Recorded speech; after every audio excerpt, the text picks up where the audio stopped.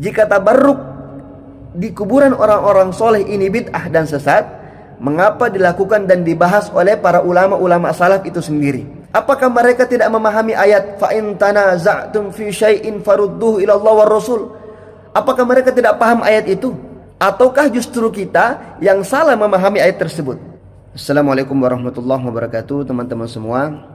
Kemarin kita sama-sama telah menyaksikan perdebatan antara kubu Heri Pras dan Gus Ajir di channel Heri Pras sendiri.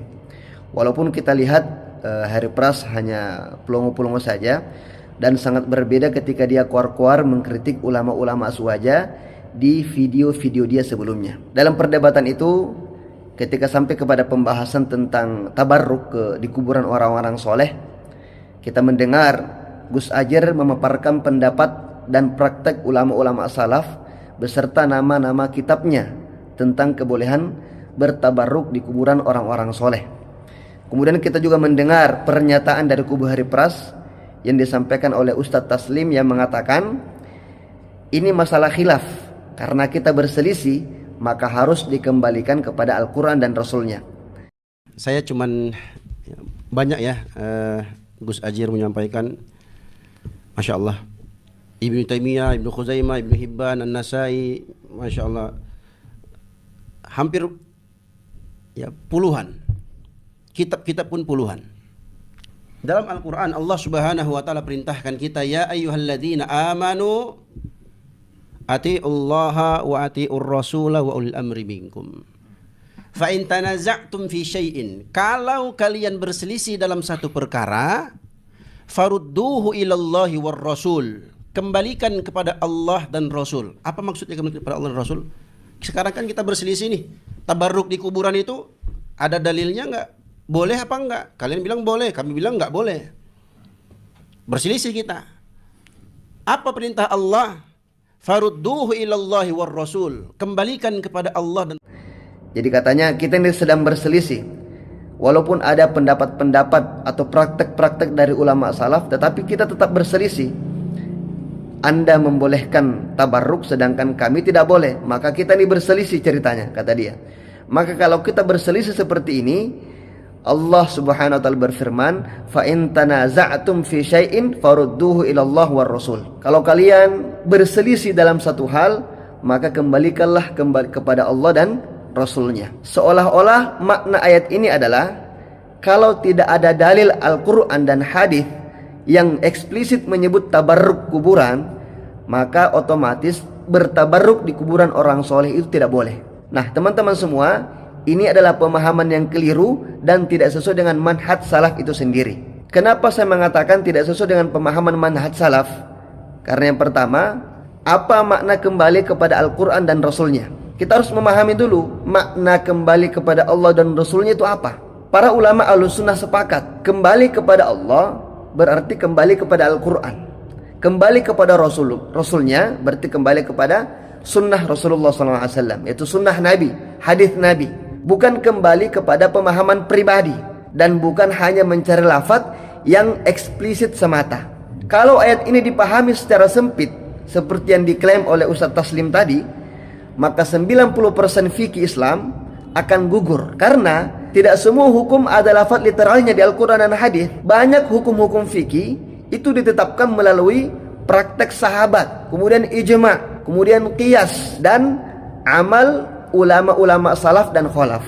Kemudian yang kedua, ada hadis dari Mu'adz bin Jabal yang membantah pemahaman itu, yaitu ketika Nabi SAW mengutus Mu'adz bin Jabal ke Yaman, maka beliau SAW bertanya kepada Sayyidina Mu'adz, wahai Mu'adz, dengan apa engkau memutuskan perkara? Maka Sayyidina Mu'adz bin Jabal menjawab, dengan kitabullah, dengan Al-Quran. Kemudian Rasulullah mengatakan jika tidak ada, maka Sayyidina Mu'adz mengatakan dengan sunnah Rasulullah, dengan sunnah Nabi. Kemudian Rasulullah SAW melanjutkan pertanyaannya, jika tidak ada di Al-Quran dan sunnah, kamu memutuskan dengan apa? Maka Sayyidina Mu'adz bin Jabal mengatakan, aku akan berijtihad dengan pendapatku. Dan Nabi SAW membenarkan metode ini. Pertanyaannya adalah, apakah semua ijtihad Mu'adz bin Jabal ini harus memiliki lafaz eksplisit dalam Al-Quran dan hadis? Maka jawabannya tidak, ya, tidak harus. Kalau iya, maka ijtihad tidak ada gunanya. Dan Nabi SAW tidak perlu menanyakan langkah yang ketiga, yaitu jika tidak ada di Al-Quran dan Sunnah, maka dengan apa kamu akan memutuskan.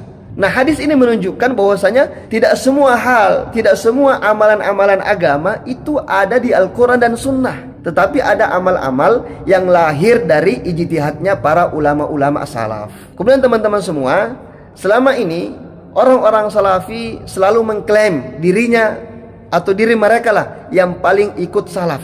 Mereka yang paling memahami salaf, mereka yang paling ikut salaf. Maka mereka menamakan diri mereka salafi. Namun anehnya, ketika pendapat-pendapat ulama salaf tentang kebolehan tabarruk dipaparkan, kebolehan tabarruk di kuburan dipaparkan, justru ditolak dengan alasan ini masih diperselisihkan. Padahal khilaf di kalangan salaf tidak otomatis membatalkan suatu amalan. Banyak amalan ahlus sunnah yang memang diperselisihkan, namun tetap diamalkan. Para imam madhab sendiri berbeda pendapat, tapi saling mentolerir. Manhaj salaf itu bukan manhaj penghapus pendapat salaf lain.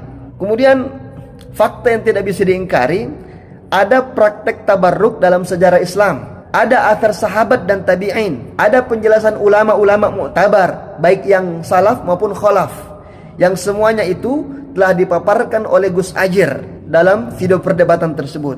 Maka pertanyaannya, jika tabarruk di kuburan orang-orang soleh ini bid'ah dan sesat, mengapa dilakukan dan dibahas oleh para ulama-ulama salaf itu sendiri? Apakah mereka tidak memahami ayat fa in tanaza'tum fi syai'in farudduhu ila Allah war Rasul?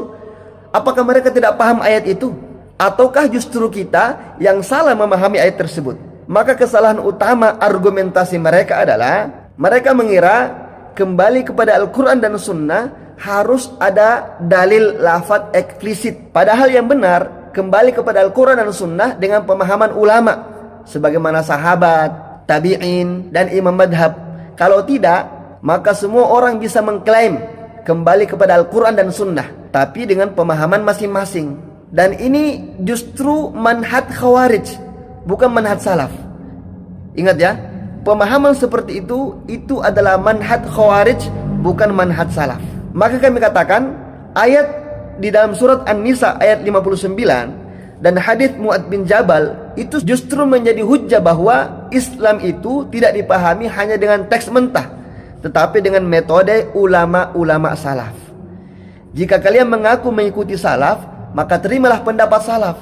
Jangan hanya membawa nama salaf tetapi menolak praktek mereka. Dan jika setiap khilaf harus dihapus karena tidak ada lafaz eksplisitnya, maka kalian telah merobohkan bangunan fikih Islam itu sendiri.